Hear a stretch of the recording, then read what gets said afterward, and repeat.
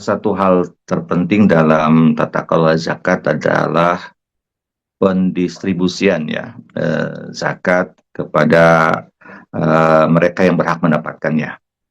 Oleh karena itu, untuk menjamin bahwa zakat ini bisa sampai kepada mereka yang berhak mendapatkannya, kita di lembaga-lembaga zakat di Indonesia diingatkan dengan 3A ya, aman syar'i, aman regulasi, dan aman NKRI. Nah, begitu. Aman syar'i dalam hal ini berarti tata kelola zakat wil khusus dalam pendistribusian harus sesuai dengan aturan-aturan syariat. Zakat bukan bukan uh, aturan manusia, tapi dia aturan Allah, begitu kan gitu. Maka harus melihat kepada bagaimana Al-Quran, bagaimana As-Sunnah mengatur itu semua. Aman syari ini dalam di DT Peduli diwujudkan dalam 3 hal. Yang pertama adalah ketepatan ya, begitu. Ketepatan artinya zakat ini harus tepat sasaran, yaitu para mustahik. Ya Allah sampaikan di dalam surat At-Taubah ayat 60. Kita tahu bahwa di situ Allah Subhanahu wa taala menyampaikan bahwa zakat hanya bagi 8 kelompok saja, begitu ya. Fakir, miskin, amil, mu'alaf, kemudian gorim, merikob, ibnu sabil, dan wafi sabilillah, begitu ya. Jadi 8 asnaf ini adalah bahasa kita harga mati, gitu ya. Tidak boleh ada asnaf selain asnaf yang 8 ini, begitu ya itu. Karena dulu juga ada seorang sahabat datang kepada Rasulullah.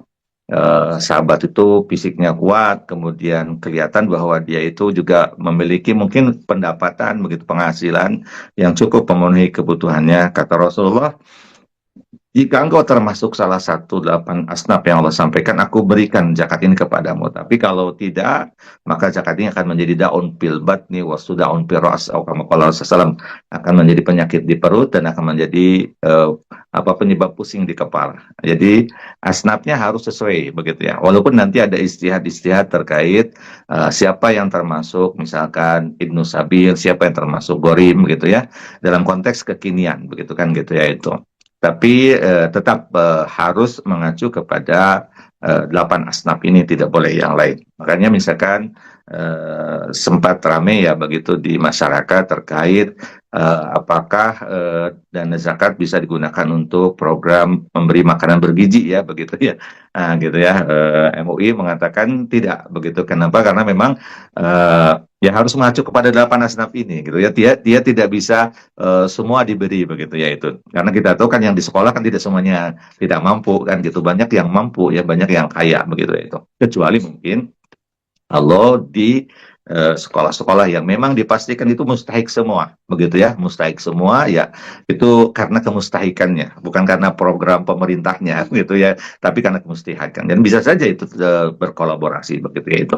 Nah, tapi pastikan kemustahikan, ketepatan, begitu ya itu. Karena ini menjadi hal yang sangat-sangat penting dalam pendistribusian zakat. Misalkan kita menyuruhkan besar sampai miliaran bahkan triliunan, tapi tidak sesuai dengan asnaf yang Allah sampaikan, ya kita sebagai lembaga zakat pasti dianggap menyalahi aturan Allah dan Rasulnya, kan gitu.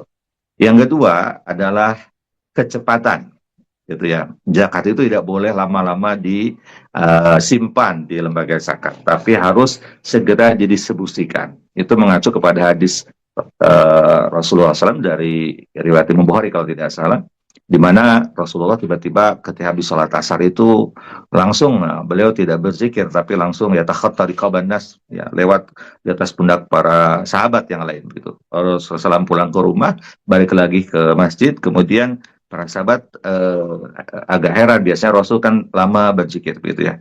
Kata Rasul, dakartu indana tibran, gitu. Aku teringat ada titipan emas yang itu emas sedekah, emas zakat maksudnya. Pak Kosam tua, aku ingin membagikan segera, begitu ya. Jadi zakat ini tidak boleh lama, gitu ya, karena zakat ini bukan milik lembaga, milik mustahik kan, begitu kan, gitu ya itu. Maka zakat, lembaga zakat lebih khusus ya Peduli, kita membuat sebuah mekanisme bahwa zakat itu harus segera disalurkan kepada para mustahik, gitu ya. Jangan disimpan lebih dari 1 tahun semenjak ia dihimpun, begitu ya. Karena untuk memastikan bahwa zakat ini segera diterima oleh mereka yang berhak mendapatkannya, begitu ya. Jadi lembaga zakat yang terbaik adalah lembaga zakat yang bisa segera, begitu ya. Bila saldonya boleh jadi, mohon maaf, saldo pendistribusiannya ini ya, saldonya kosong bahkan minus misalkan, karena tahun sebelumnya ada yang belum tersalurkan, misalkan tahun sekarang misalkan ya begitu, karena ada hal-hal yang misalnya begitu ya, yang tahun kemarin tidak bisa, tidak semua optimal disalurkan tahun sekarang, bisa saja terjadi begitu ya itu.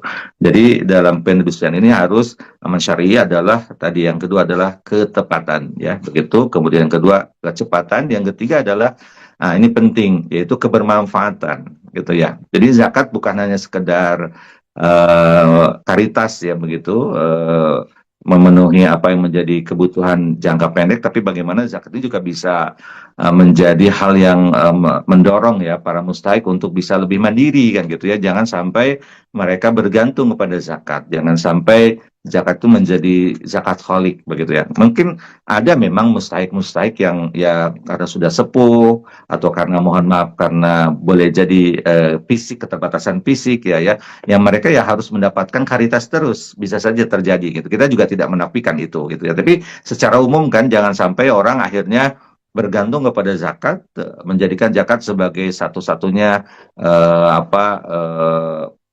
sandaran pokok dalam kehidupan para mustahik kan gitu ya. Zakat itu harus bisa menciptakan generasi yang mandiri kan gitu ya, yang berdikari kan gitu ya itu. Makanya kebermanfaatan ini diwujudkan lewat program-program yang tadi bisa mensejahterakan, program pendidikan, program ekonomi gitu kan ya begitu. Karena pendidikan ini kan sebenarnya juga program untuk mensejahterakan ya, kan ada program-program beasiswa ya betul, dari tingkat SMA atau kuliah gitu ya itu. Bahkan kalau kita melihat bahwa dengan memberikan pendidikan yang layak, pendidikan yang yang bagus ya bagi mereka yang mustahik begitu, itu akan lebih cepat mengangkat sisi ekonominya begitu ya. Makanya di DT Peduli ada sekolah gratis, ada juga bantuan beasiswa begitu itu. Karena apa? Karena kita melihat bahwa program pendidikan ini sangat-sangat luar biasa sekali bermanfaat bagi para mustahik untuk mempercepat peningkatan taraf ekonomi atau taraf kesejahteraan mereka gitu itu. Jadi aman syari itu ya. Jadi harus tadi ketepatan, kecepatan dan juga kebermanfaatan ya begitu. Nah, ini diawasi oleh kita begitu ya, diawasi oleh DPS tentang tiga hal ini kan gitu ya itu. Misalkan kalau ada dana yang saldo misalkan, ini kenapa tidak segera disalurkan kan gitu ya. Atau misalkan ketika ada sebuah program ya, program mereka kan mengajukan ke DPS tentang satu program, itu kan harus ada SOP-nya mereka bikin begitu ya. Kemudian ketika mengajukan itu kan dicantumkan nama programnya, sasarannya, mustahiknya, mustahik apa ini gitu ya.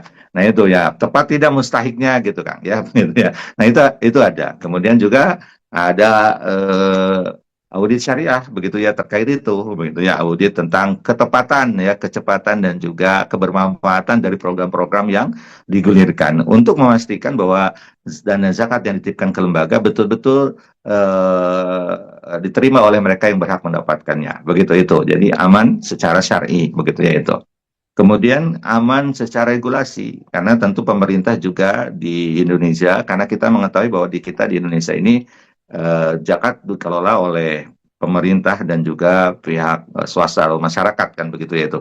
Maka pemerintah bikin regulasi-regulasi yang semuanya untuk menjamin bahwa zakat ini dikelola dengan baik kan gitu oleh lembaga-lembaga yang ada. Tentu kita sebagai lembaga zakat yang mendapatkan izin dari pemerintah harus mematuhi regulasi-regulasi yang ada.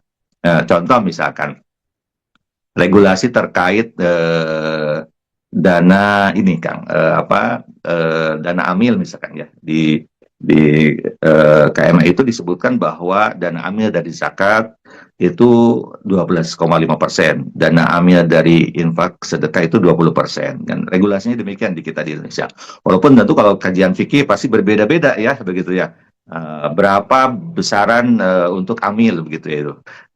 Tapi alhamdulillah di Indonesia pemerintah luar biasa memberikan arahan begitu ya supaya jelas ya begitu jelas sehingga nanti ada audit syariah itu mesti berapa sih itu diatur dengan tadi dana zakat ada 12,5 dan infak sedekah 20% untuk dan AMIL yang digunakan sebagai sumber lembaga untuk menggaji AMIL, kemudian biaya operasional, biaya marketing dan lain sebagainya begitu ya.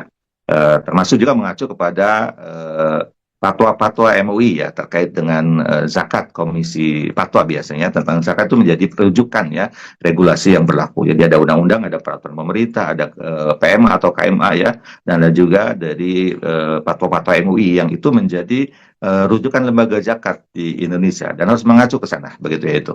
Ya, tentu pasti ada dinamika di sana begitu ya. Ada hal-hal yang terkadang boleh jadi, aduh ini sepertinya kami nggak bisa dan sebagainya. Ya, lembaga zakat harus mau tidak mau mengadopsi itu semua gitu ya gitu untuk memastikan bahwa lembaga kita bisa dipercaya baik oleh pemerintah, oleh masyarakat ya dan juga oleh mereka yang berhak mendapatkannya begitu ya. Regulasi itu penting begitu ya. Contoh misalkan contoh lain regulasi itu misalkan lembaga zakat itu kan harus menggunakan bank syariah ya sebagai bank yang menerima ya begitu titipan dana zakat infak sedekah dari para mustahik begitu ya itu. Kalaupun ada bank konvensional itu hanya sebagai apa ya sebentar lah ya tidak boleh disimpan di situ. Maka misalkan kita di DT Peduli itu tidak boleh ya rekening yang ditampilkan ke masyarakat itu rekening-rekening konvensional, makanya rekening syariah kalaupun ada kecil gitu ya. Nah, gitu ya untuk memastikan tadi regulasinya kita taati gitu ya kita taati.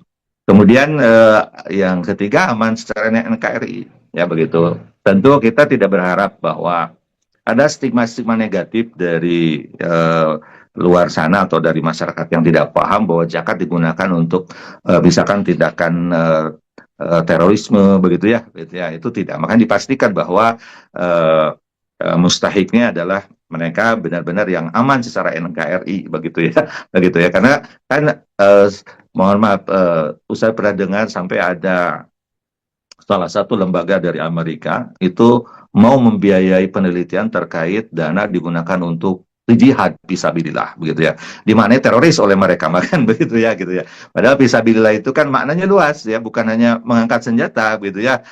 Dakwah dengan apa dengan tulisan gitu ya, dakwah di daerah-daerah terpencil, pelosok begitu ya, terluar gitu kan itu kan dibiayai dari dana zakat itu asal fisabilillah begitu. Karena dalam banyak masih ya pemahaman fisabilillah misalkan gitu. Nah, makanya kita pastikan dana zakat yang disalurkan kepada mereka yang berhak mendapatkannya adalah aman secara NKRI begitu. Nah, ini insya Allah di DT Peduli kami dari Dewan Pengawas Syariah bekerja sama dengan manajemen memastikan tiga ini betul-betul terlaksana dengan baik ya untuk menjaga kepercayaan dari umat dan juga lebihnya sebenarnya ini kan tanggung jawab kita terhadap agama kita itu yang paling penting kan gitu ya.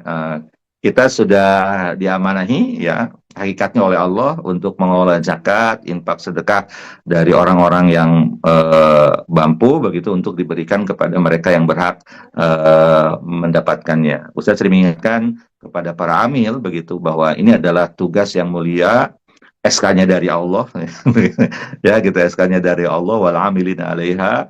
Tentu yang menggajinya juga adalah Allah, jangan khawatir, tapi pastikan bahwa kita betul-betul amanah karena dengan menjalankan tugas sebagai amil dengan amanah, kata Rasul, ahadul mutasaddiqaini dianggap sebagai salah satu di antara dua orang yang bersedekah. Jadi yang bersedekah pertama orang yang memiliki uangnya, yang kedua adalah mereka yang mengelolanya, ya para amil, itu dianggap sebagai orang yang bersedekah. Begitu kan sebagai pengantar. Terima kasih. Assalamualaikum Baik. warahmatullahi wabarakatuh.